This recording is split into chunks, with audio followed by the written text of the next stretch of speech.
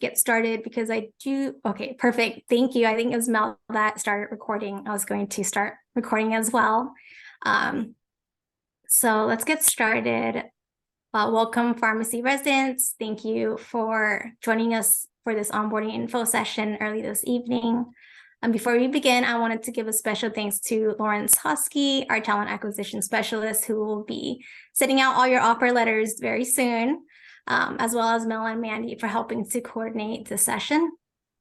The purpose of this session is to give you all an overview of what to expect during this onboarding process, which can be pretty lengthy. And the agenda for today will be the new hire onboarding process, a little bit about where you can find more information on benefits. We'll talk about the new employee orientation a little bit, and we'll wrap it up with a quick Q&A session as well. So we'll get started on the new hire onboarding process. So once you've signed your offer letters and I receive your case from Lawrence, I will initiate the onboarding process. And during this process, you should expect to receive these 5 emails, either within the first business day or second business day. I'll go over a little bit in detail afterwards. So the first one you should expect is a welcome to UCSF email from me, and then an email from Certify for your background check and drug screen, a new hire paperwork packet via DocuSign, an email from Tracker for your I-9 verification, a welcome letter with your job description attached, and that will also be via DocuSign as well. So first off, you'll receive this welcome to UCSF email. It'll look something like this. It's really lengthy. It'll provide you with an overview of all your action items that are required before you can start work. I know it's a lot, so make sure to read through each of these sections carefully. And attached to this email, there will also be an onboarding checklist attachment that will look like this and can be very helpful to review and to use to help you stay on track with all the required tasks. A lot of people like to print it out so they can just check off things as they complete them. And the second email you will normally receive is an email from Certify to initiate your background check. This is something you should prioritize and start right away. Background checks can take up to 2 to 3 weeks, but sometimes even longer to complete. So we just ask that you initiate this no later than 2 business days after you receive this email. And once you receive this email, you can click on the link. It'll invite you to create an account and input your information so that they can get your background check started. If you run into any trouble or have questions about the form, you can contact Certify directly at the number listed here.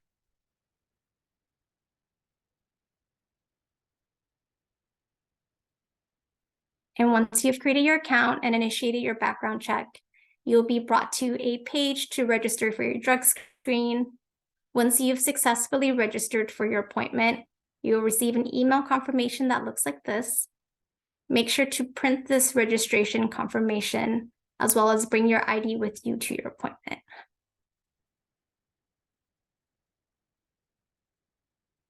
Next up, you'll receive a new hire paperwork packet via DocuSign. The packet will include all of the following forms. I won't go through these individually, but please take some time to review and sign. If you have any questions about any of the forms, you can feel free to reach out to me directly.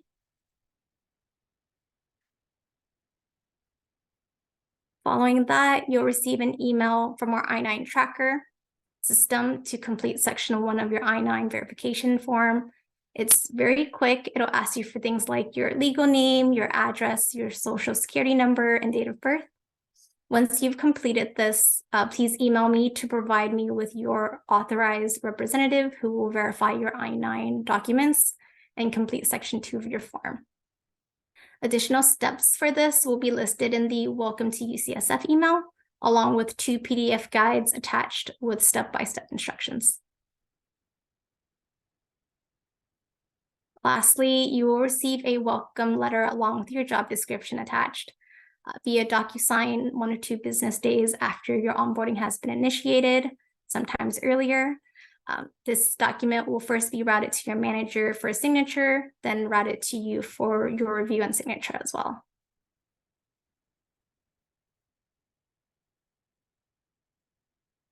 So there will be a few more emails later in the week after the initiation process has begun. And I'll go through each of these a little bit more in detail. First up is the occupational health email. You'll receive an email from Occ Health within 2 business days after you initiate your background check to schedule your health screen appointment so that you can receive clearance to start work. Usually clearance takes 2 or more visits, so we highly suggest for you to schedule your appointment as soon as possible and to prepare immunization records and other supporting documents ahead of time. More information on what to expect during this visit can be found on the link on this page. If you are an out-of-state resident, or if you are a resident living outside of the Bay Area, make sure to plan your move accordingly so that you'll be able to obtain clearance prior to your start date. I would recommend arriving at least a week before your start date to ensure you have enough time. I think this is the #1 reason someone's start date gets pushed, because they're not able to get clearance on time. If you have any questions, feel free to call the number in this page as well. Next up is an email from UCSF Employee Apparel Program. You'll receive an email with your login information from our vendor, Mission Linen. This will usually come around 1 week following your background check initiation. Your uniform specification is Caribbean blue scrubs, and you should have a stipend already on your account to purchase this. Due to supply chain issues, your uniform may not come before your start date. If that is the case, please feel free to work with your manager to determine what to wear temporarily until your uniform is delivered. And that email looks like this. After you sign up, you'll receive information or instructions from the website on beginning your uniform fitting process. You will need your EID number, which is also your O2 number, which can be obtained after you initiate your background check. Most of you already have this number from prior affiliations with UCSF, but if you aren't sure what your O2 number is, you can reach out to me as well. Lastly, around 1 to 2 weeks before your start date, you will receive a photo ID badge request form via DocuSign. Please print this form and bring it to the security office at either the Mission Bay or Parnassus location. You don't need to make an appointment, and the security office is open 24/7.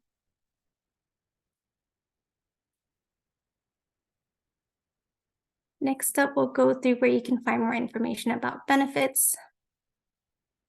So there is a live benefits webinar available for you to attend. It is not mandatory, but it is highly encouraged. The live webinars are available monthly, and you can click on the link from the slide to locate the schedule, depending on your benefits eligibility. You can also find that information on your welcome letter as well. Please note that you only have 31 days from your start date to enroll in benefits through UC Path Online. If you are unable to attend one of the scheduled webinars, the live webinars, there is a pre-recorded video also available to view via the link on the page. Next up, we'll go through the new employee orientation. So as a new employee, you are required to attend orientation within 30 days of your start date. You may review your Welcome to UCSF email to see which date your orientation is scheduled for. It is only held 1 to 2 times per month, so your orientation date may not fall on your first day of work, which is completely normal. The orientation will be conducted via Zoom, generally on a Monday from 8:30 a.m. to 4:30 p.m. I know it's a long time, but there will be breaks in between and lunchtime as well. You will receive an email the Thursday or Friday before the scheduled orientation with additional information. In this email, there will be a link to register for the orientation. And once you register, you will receive a Zoom meeting link. Roll call is from 8 to 8:30 a.m. So please make sure you log in during that time so we can take your attendance. And that wraps up the onboarding info portion. I know that may have been a lot of information, but hopefully that was helpful for you. I'll open up to anyone who has questions for either me, Lawrence, Mel, or Mandy. You can either type it in the chat or unmute yourself to ask. If you think of a question for me after the session is over, you can feel free to email me as well. So I'll open it up.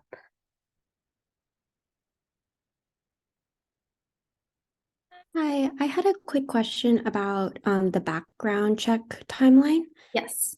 Just because I currently go to UCSD and we're going into our grad week next week. And then the following week, I'm gonna be overseas for like 10 days. Okay. So is that gonna kind of throw a wrench into the timeline for the background check and For drug test? the drug screen, yes. If you are able, you said that you're in San Diego? Yeah, next week I'll be in San Diego. Okay. The background check you can initiate online and just enter in your information.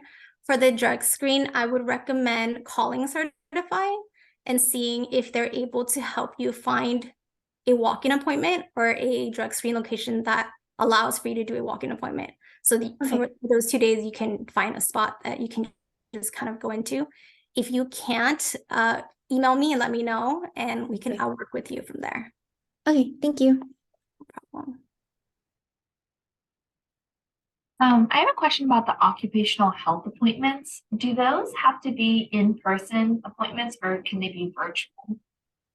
For this position, unless you're a fully remote employee, you have to go in person, unfortunately. Oh, thank you.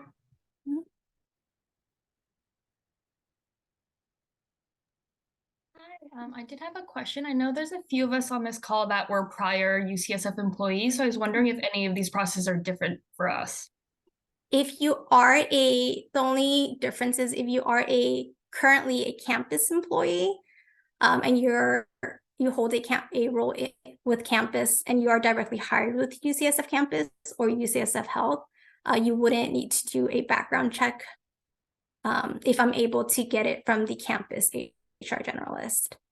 But other than that, you would still need to do everything again, unfortunately.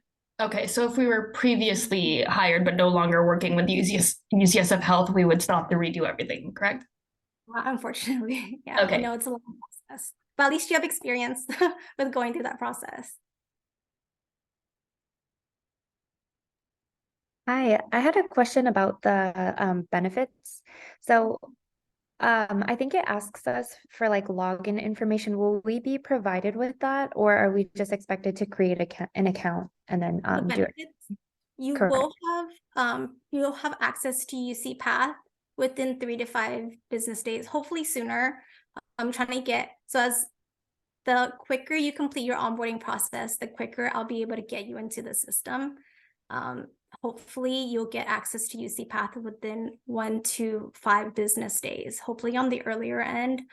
And once you get access, you'll receive an email to your personal email address, and you'll be able to log online to do your benefits, direct deposit, and things like that, W-2 forms.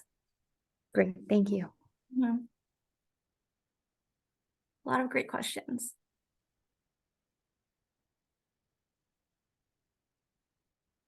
Does anyone else have any questions? I don't see anything in the chat. Before we end off here, is there anything else you'd like to add, Lawrence or Mel? And just my experience with the TB tests is that they require a skin test, not a blood results test. That delayed my start in the program, and I don't believe if I can recall, I guess one of the other residents from last year that happened also. So just be sure to get the skin test, TB skin test. Hi, Mel. I have a question about that. So I can't do skin tests because I am very sensitive and I get an allergic reaction where I get really blotchy because of it. In that case, if I can't do a blood test, which I've done for everything else, is there something else that I should be doing? I would definitely contact the OHS office. Okay. Yeah, because the ones that told me that they wouldn't accept the blood test. Okay, perfect. Thanks, Mel. Sure. If we've already done the skin PPD test this year, do we have to do it again, or can we submit the paperwork from our previous results?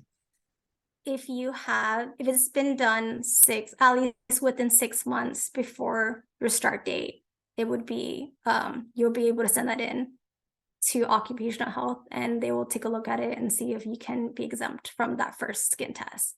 But it is required to do 2. One skin test is for you to start work, and a second one you will need to do to get final clearance. So there is a 2-portion part there. One clearance is to be able to start work, and then the final clearance for you to just stay employed with UCSF. And this is required every year. So 1 TB skin test every single year. I didn't know that, and I don't like needles.